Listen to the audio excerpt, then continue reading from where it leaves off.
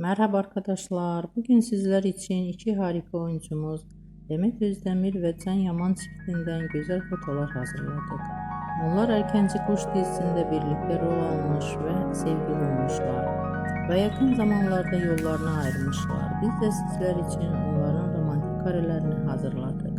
Bu videoların devamlı gelmesini istiyorsanız kanalımıza abone olup yorum yazmayı unutmayın.